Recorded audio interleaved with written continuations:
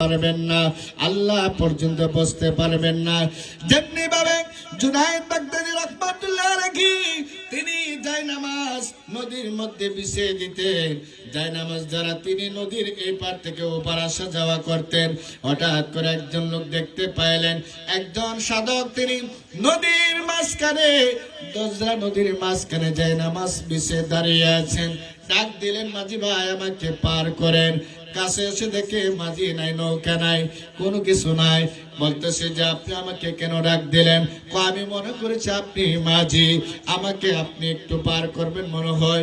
আপনি নৌকা দ্বারা কি করবেন, মাঝি দ্বারা কি করবেন? আপনার কাজ হচ্ছে নদী পার হওয়া। কয়টা কিভাবে সম্ভব নদী পার করবেন? আমি যে কথা বলি আপনি ওই কথাগুলো আপনি অনুসরণ করবেন, আপনি পালন করবেন। ঠিক আছে, আপনার কথা মানবো। আপনি জায়নামাজ উঠার পরে শুধু জুনায়েদ জুনায়েদ বলবেন, এটা শুধু আপনি বলবেন। এটা যতক্ষণ পর্যন্ত নদী পার না হন ততক্ষণ পর্যন্ত জায়নামাজ দাঁড়িয়ে আপনি এটাই বলবেন। ওই ব্যক্তিটা যখন জায়নামাজের মধ্যে উঠলো, নদীর মাঝখানে গিয়ে যখন তিনি বয়ে থরথর করে কাঁপতে শুরু করলেন, জুনায়েদ বাক করে তিনি ছেড়ে দিলেন, বললেন, আল্লাহ আমাকে আপনি বাঁচান। এই কথা বলার সাথে সাথে তিনি নদীতে ডুবে যাওয়ার সময় হঠাৎ করে টেনে ধরলেন, তুমি জুনায়েদ পর্যন্ত বসতে পারো নাই, তুমি আল্লাহ পর্যন্ত কিভাবে পৌঁছবা? জুনায়েদের প্রতি তুমি বিশ্বাস রাখতে পারে নাই, আল্লাহর প্রতি তুমি কিভাবে বিশ্বাস রাখতে পারবা? তোমাকে বলেছিলাম জায়নামাজে দাঁড়িয়ে শুধু তুমি জুনায়েদ জুনায়েদ বলবা, জুনায়েদ বাগদাদী বলবা, কিন্তু তুমি সেটা বিশ্বাস রাখতে পারো নাই। আল্লাহর ওলিদের প্রতি বিশ্বাস যদি আপনি রাখতে পারেন, তাদের সহবতে যদি আপনি থাকতে পারেন, অবশ্যই তাদের রুহানি প্রয়াস তরিকতের সবক যেগুলো আপনার ভিতরে আসবে, প্রত্যেকটা সবকের তালিম আপনার ভিতরে আসবে, আপনার দেহগুলো পরিবর্তন হবে। আপনার দেহের ভিতরে অল রূপ সিন কফি আকফা নাফ আব বাতাস খব খোলা প্রত্যেকটা লতিফাগুলো জারি থাকবে। এই প্রত্যেকটা লতিফা যখন দাঁড়িয়ে থাকবে, প্রত্যেকটা অনুপরমাণু, প্রত্যেকটা সব কিছু যদি একবার জিকির করেন, অসংখ্যবার আল্লাহর জিকিরে থাকবে। আপনার দেহগুলো যখন জিকিরে থাকবে, মরার পরও আপনার দেহ কোনো কিছু পচা ধরবে না, আপনার কাফনে কাপড় কোনো পচা থাকবে না। কারণ বাস্তব প্রমাণ হচ্ছে একজন আল্লাহর ওলি তিনি যখন এই সবকগুলো যখন সব সময় তিনি পাঠ করতেন, জিকির আজকার করতেন, মুরাকাবা মুশাহাদা করতেন, এইভাবে সবসময় জিকির আজকার করতেন, তিনি জীবিত থাকা অবস্থায় একটা রোগে আক্রান্ত হলেন। একটা পর্যায়ে ওনার চিকিৎসা করার জন্য তিনি বিদেশের জমিনে যান চিকিৎসা করার জন্য। ওই ডাক্তারটা ছিল খ্রিস্টান ডাক্তার। ওই আল্লাহর ওলি তিনি একটা গোস্ত টুকরা আলাদা করলেন, ওই গোস্ত টুকরা থেকে আল্লাহ আল্লাহ জিকির শব্দ শুনতে পাওয়া যায়। খ্রিস্টান ডাক্তার বলল যে জীবনে অনেক রোগী আমি চিকিৎসা করেছি, অনেক চিকিৎসা করেছি, এরকম রোগী কোনো সময় আমি চিকিৎসা করি নাই যার গোস্ত থেকে আল্লাহ আল্লাহ জিকির করে। এটার কারণ কি? ওই ব্যক্তির পরিচি জানার জন্য ওনার সঙ্গে যারা আসছে জিজ্ঞাসা করলে লোকটা বাড়ি কোথায়, সব কিছু ঠিকানা বললেন। তারা বলল তিনি একজন আল্লাহর বুজুর্গওয়ালা আল্লাহর ওলি। আল্লাহর ওলি যারা তারা সব সময় আল্লাহর জিকিরে মশগুল থাকে। বলেন না সুবহানাল্লাহ? এটা বিশ্বাস রাখতে হবে। আপনি তরিকতে মরিদ হলেন, কিন্তু আপনি তরিকতের জিকির আজকার আমল আখলাক কোনো কিছু নেই, এটা দ্বারা আপনার কোনো ফায়দা লাভ হবে না। কথা বলেন ঠিক কিনা? মসজিদে আপনার হুকুম থেকে মাগরিবের পরে কি ওজিফা পাঠ করবে, আহবির নামাজ কি পাঠ পড়তে হবে কিনা, এশার পরে কি তাসবিহ পাঠ, ফজর বাদ কি তাসবিহ পাঠ, এইগুলো প্রত্যেকটা দিক নির্দেশন একজন কামেল মুর্শিদ আপনাকে দিক নির্দেশন দেবে।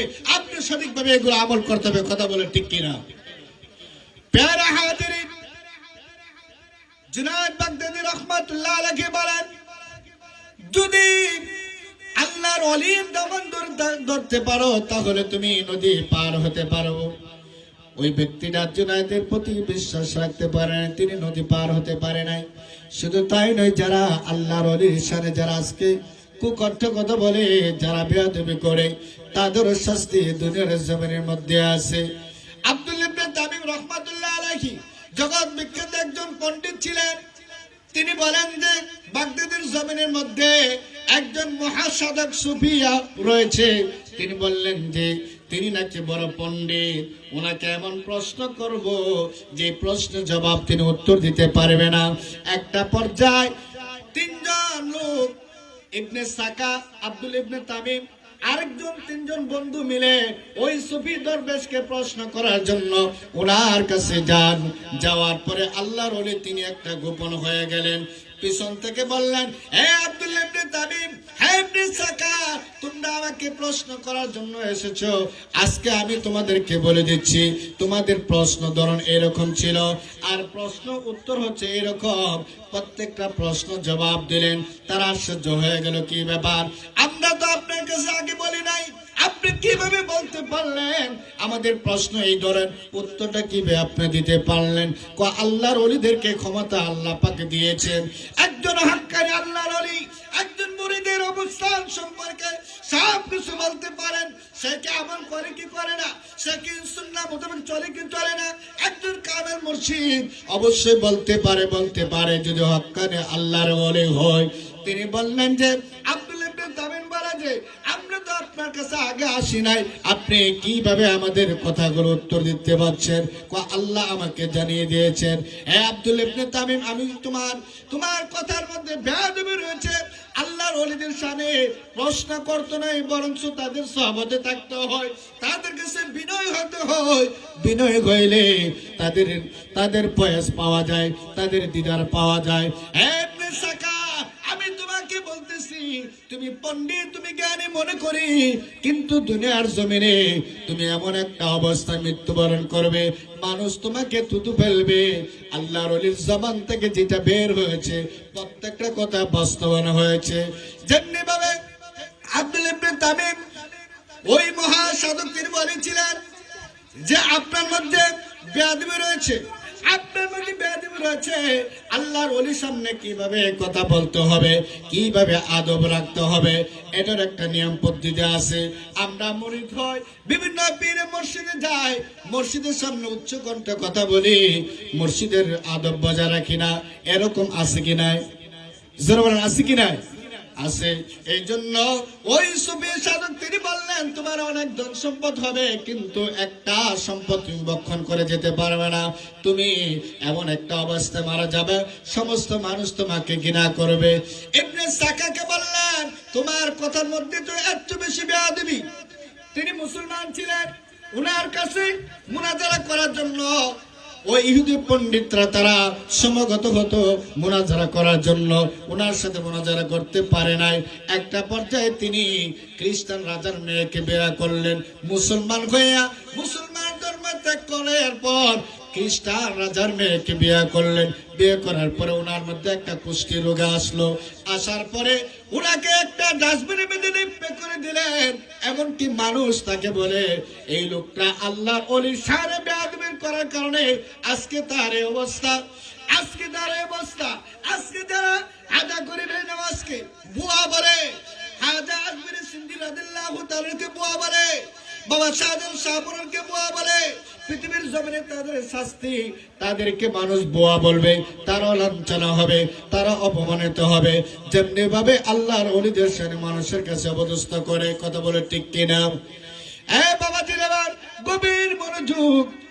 ইবনে সাকি তিনি যখন কুষ্ঠরোগে আরণ্য হলো, মানুষ তাকে মেরে মানুষ তাকে বদদুয়া দেয়। একটা কারণ, আল্লাহর ওলির সাথে বেয়াদবি করার কারণে। এই জন্য বাবাজিরা আমার, হক্কানি পীর মুর্শিদের সাথে বেয়াদবি করা যাবে না। তাদের দমান ধরে থাকতে হবে, তাদের আমলগুলো আমরা করতে হবে। এর মধ্যে তরিকতের প্রধান সবক হচ্ছে 5 ওয়াক্ত নামাজ। 5 ওয়াক্ত নামাজ এমন কোন আল্লাহর ওলি বলতে পারবে না যে কেউ নামাজ ছাড়ে নাই। গাউসে পাক আব্দুল কাদের জিলানী রাদিয়াল্লাহু তাআলা আনহু তিনি কেমন জবরদস্ত আল্লাহর ওলি ছিলেন, যিনি সকল ওলিগুলির সম্রাট, যার সহবত ছাড়া কেউ ওলি হতে পারে না। কাজা করবে নামাজ। তিনি যখন আমার রাসূলের জন্য হলেন, তিনি সর্বপ্রথম খাজা করবে নামাজ আব্দুল কাদের জিলানী রাদিয়াল্লাহু তাআলার কাছে গিয়ে তিনি খাজা করবে নামাজ আজমির সিদ্দিক রাদিয়াল্লাহু তাআলা আনহু আব্দুল কাদের জিলানী রাদিয়াল্লাহু তাআলা ফয়সালা করলেন। এই জন্য বাবাজিরা আমি বলতেছিলাম, যারা হক্কানে আল্লাহর ওলি তাদের মুরিদদেরকে সবক দিবে, 5 ওয়াক্ত নামাজ পড়তে হবে, সুন্নাহর সাথে আমল করতে হবে। এই মোতাবেক যদি আপনি আমল করে যেতে পারেন, কবরে যেতে পারেন, আমি গ্যারান্টি দিতে পারি, আমার মুর্শিদ তিনি বলেছেন, মুর্শিদের হুকুম যদি পালন করে যদি আপনি কবরে যেতে পারেন, কবরটা আপনার জন্য নূরে নূরান্বিত হবে। বলেন না সুবহানাল্লাহ। আমাদের মাঝে অনেকে আমরা পীর ও মুর্শিদের বায়াত হই, আমরা বিভিন্ন তরিকা হাসিল হই, কিন্তু সেই মোতাবেক আমরা চলতে পারি না। কথা বলো ঠিক কিনা? আমার কথাগুলো অনেকের খারাপ লাগবে না। আমি ব্রাহ্মণবাড়িয়ার জমিনের মধ্যে ক্লাস 10-এ যখন পড়ি, তখন শহরের মধ্যে জিজ্ঞাসা আপনার বাড়ি কোথায়? গাঠিয়ারা। রেজবিয়া দরবার শরীফে। আমি হ্যাঁ, ওই সময় তো আর কিছু বলে রেজবিয়া দরবার শরীফ। কারণ মহান আল্লাহর ওলি আকবর আলী জি রহমাতুল্লাহ আলাইহি তিনি ইসলামের জন্য বাতিলের বিরুদ্ধে কঠিন হুঙ্কার দিয়েছিলেন এবং বাতিলরা ওনার প্রতি অনেক আক্রমণ করেছিলেন। এটা আহলে সুন্নাত ওয়াল জামাতের সবাই বলে। কথা বলে ঠিক কিনা? সে আল্লাহর ওলির শাস্তি এটা বলার অস্বীকার নয়। সুন্নি জামাতের জন্য তিনি অক্লান্ত পরিশ্রম করে গিয়েছেন, সুন্নি জামাত শিখিয়ে দিয়ে গিয়েছেন। সুতরাং আল্লাহর ওলিদের তাদের সাহাবতে থাকতে হলে তাদের হুকুম হাকামগুলো অবশ্যই পালন করতে হবে। দেখেন, কথা না বলতে পারি নাই, আমাদের এই এলাকাটা এমন একটা পর্যায়ে চলে আসছে যে কুসংস্কারগুলো যেগুলো সবচেয়ে বেশি আগের যুগের তারা করতে, এখন এগুলো প্রচার প্রসার বেশি। কথা বলে ঠিক কিনা? প্যারা হাজিরিন, আল্লাহর ওলিদের সাহাবতে দামান ধরে থাকতে হলে তাদের বাণীগুলো বেশি বেশি প্রচার করতে হবে, তাদের আমল আখড়া গেলেও প্রচার করতে হবে। এইগুলো মানুষকে বোঝাতে হবে যে আমরা আল্লাহর ওলিদের সাহাবতে ধরেছি, তাদের হুকুম হাকাম গুলো আমরা পালন করব, জিকির আজকার করব, মুরাকাবা মুশাহাদা করব। আমরা এইভাবে আমল করতে চাই। এইগুলো বেশি বেশি প্রচার করবেন, তাহলে মানুষের মধ্যে একটা পরিবর্তন আসবে, আখলাকের মধ্যে পরিবর্তন আসবে, আপনার আমল আখলাকের মধ্যে পরিবর্তন আসবে। আজকে দেখেন, নামাজ পড়তে বলে বাড়ির কথা মনে পড়ে, সংসারের কথা মনে পড়ে, বিবির কথা মনে পড়ে, সন্তানের কথা মনে পড়ে, কিন্তু আসলে আমরা যদি প্রকৃতপক্ষে নামাজ পড়ি, আল্লাহর সাথে কথা বলি, আল্লাহর সাথে কথা বলি, আল্লাহর সাথে কথা বলি, আল্লাহ পাক বলেন কোন বান্দা যখন আল্লাহর ভয়ে যখন সে দাঁড়িয়ে যায়, তখন তার জন্য 2টি জান্নাত আল্লাহ পাক নির্ধারণ করে রাখেন। বলেন না সুবহানাল্লাহ। শুধু তাই নয়, হযরত উমর রাদিয়াল্লাহু তাআলা আনহু তিনি একটা কবরের পাশে গিয়ে বললেন, হ্যাঁ অমুক ব্যক্তি, তুমি তোমার কবরে কি অবস্থা, তোমাকে একটু তোমার কাছ থেকে জানতে চাই। তিনি হঠাৎ করে কবর থেকে একটা মাথা বের করে বললেন যে আমার কবরে অনেক শান্তির ব্যবস্থা করে রেখেছে। কি কারণে? একটাই মাত্র কারণ, যে আমি যখন আল্লাহর সামনে দাঁড়িয়ে যেতাম, আল্লাহকে ভয় করে আমি দাঁড়িয়েতাম, এই ভয় করার কারণে আল্লাহ পাক আমাকে 2টি জান্নাত দান করেছে। বলেন সুবহানাল্লাহ। সুতরাং আমরা নামাজের দরকার আছে কি নাই? জোরে বলেন, নামাজ পড়ার দরকার আছে কি নাই? অনেক পীর আছে বলে যে নামাজ তোমার পড়ার দরকার নাই, তোমার নামাজ আমি পড়ে নেব। এমন আছে না? কথা বলার আছে কি নাই? পীর বলে না যে তোমার নামাজের দরকার নাই, আমি তোমার নামাজ পড়ে নিব। এমন কোন হুজুর ফতোয়া দিতে পারবে যে যে মুরিদের নামাজ পীর সাহেব পড়লে নামাজ হয়ে যাব? এমন কোন হুজুর ফতোয়া দিতে পারবে যেটা নামাজ হয়ে যাবে? আপনারা সবাই জানেন যে 1 ওয়াক্ত নামাজ যদি আপনি ইচ্ছাকৃতভাবে পরিত্যাগ করেন, তাহলে কোটি 2,88,00,000 বছর আপনাকে জাহান্নামের আগুন পড়তে হবে। সামান্য এই বাড়ির মধ্যে আগুন লাগলে তো হাহাকার চিৎকার শুরু হয়ে যাবে। একজন আল্লাহর ওলি তিনি, ওনার কাছে কয়েকজন ভক্তবৃন্দ আসলো, বিভিন্ন ফল ফুরত নিয়ে আসলো। তো ওনার কাছ থেকে কিছু কিছু খাবার খেলেন। ভক্তবৃন্দ বলতেছে, হুজুর আমরা অনেক দূর থেকে এসেছি, আমাদেরকে কিছু খাবার দিলে ভালো হয়। তারা বলতেছে, একটা পর্যায়ে ওই আল্লাহর ওলি তিনি এই যে পিঠা শাক মানে গরম করে আপনার পালাইয়ার মধ্যে, চুলার মধ্যে তিনি দাঁড়িয়ে গেলেন। একটা পর্যায়ে মুরিদারা বললেন যে আপনি গরম চুলার মধ্যে দাঁড়ালেন, আপনি তো পা পড়ে যাবে। কোনা আল্লাহর ওলি যারা হক্কানি বুজুর্গওয়ালা যারা, তাদের পা পড়ে না। তোমরা এই আগুন থেকে ভয় পাচ্ছ, কিয়ামতের ময়দানে তোমরা কিভাবে সেই জাহান্নামের আগুন সহ্য করবে? এই জন্য তিরমিজি শরীফের মধ্যে ৪র্থ খণ্ডের মধ্যে রাসূল পাক সাল্লাল্লাহু আলাইহি ওয়াসাল্লাম ইরশাদ করেন যে কিয়ামতের দিন 5টা প্রশ্ন অবশ্যই আপনার জবাব দিতে হবে। 1 নম্বর, আপনার জীবনকে আপনি কিভাবে কাটিয়েছেন। 2 নম্বর, আপনার যৌবন বার্ধক্যগত সময় আপনি কিভাবে অতিবাহিত করেছেন। 3 নম্বর, আপনার সম্পদ কোথায় থেকে অর্জন করেছেন। আমরা বিভিন্ন সুদে ঘুষে হারামে আমরা 2 তলা 3 তলা 5 তলা 100-200 কানি জমি আমরা অর্জন করি। আল্লাহ পাক বলেন কিয়ামতের ময়দানে আপনার সম্পদ কোথায় থেকে অর্জন করেছেন এটার জবাব দিতে হবে।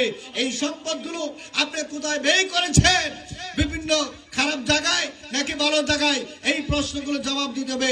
5 নম্বর হচ্ছে আপনি যে ইলম অর্জন করেছেন এই ইলম অনুযায়ী আপনি কতটুকু আমল করেছেন এটারও জবাব দিতে হবে। আল্লাহর কাছে কথা বলা ঠিক কিনা? আমার কথা নয়, এটা রাসূল পাকের হাদিস শরীফের কথা, তিরমিজি শরীফের হাদিস শরীফের কথা। আমার জীবনকে আপনি কিভাবে কাটিয়েছি। ফজরের আজান হয়েছে, আমি নামাজ পড়েছি কিনা। মাগরিবের আজান হয়েছে, আমি নামাজ পড়েছি কিনা। আসরের আজান হয়েছে, আমি নামাজ পড়েছি কিনা। আল্লাহ পাক বলেছেন সুদ খাওয়া হারাম, আপনি সুদ খেয়েছেন। আল্লাহ বলেছেন কারো প্রতি জুলুম করা, কারো প্রতি অন্যায় করা আল্লাহ পাকে নিষেধ করেছেন, আপনি করেছেন। প্রত্যেকটা কথা, প্রত্যেকটা কার্যক্রমে আল্লাহর কাছে জবাব দিতে হবে।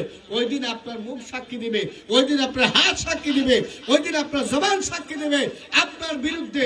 তখন আপনার স্ত্রী সন্তান সবাই থাকবে, কেউ আপনাকে সহযোগিতা করবে না, কেউ আপনাকে বিন্দু পরিমাণ ওই সময় সাহায্য করতে পারবে না। একমাত্র আপনার আমলনামায় ওই সময় পার করতে পারবে। কথা বলেন ঠিক কিনা? প্রিয় হাজিরিন, আল্লাহ পাক আমাদেরকে হক্কানে আল্লাহর ওলির দামান ধরে আমরা যেন নিজেকে সংশোধন করতে পারি। একজন পীর ও মুর্শিদের কাছে বায়াত হই নিজেকে সংশোধন করার জন্য, পরিবর্তন করার জন্য।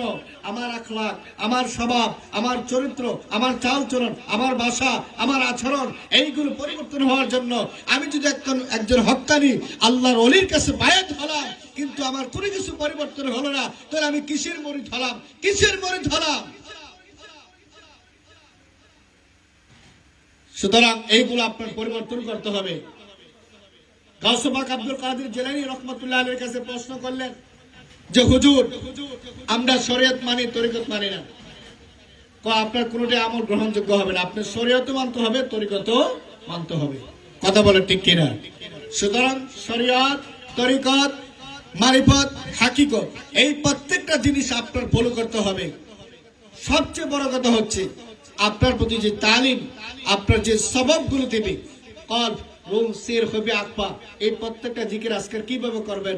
একজন পীর ও মুর্শিদ তিনি দিক নির্দেশনা দিবেন জিকির আজকার কিভাবে করবেন। 1 জরিফা 2 জরিফা জিকির, হ্যাঁ, এগুলো প্রত্যেকটা জিকির আপনি একজন পীর মাসের কাছে শিখবেন। আল্লাহ পাক আমাদেরকে বোঝার তৌফিক দান করুক। সকল বলে আল্লাহুম্মা আমিন। এর দরে সে বলে আল্লাহুম্মা সাল্লি সাইয়্যিদিনা মাওলানা মুহাম্মদ ওয়া আলা সাইয়্যিদিনা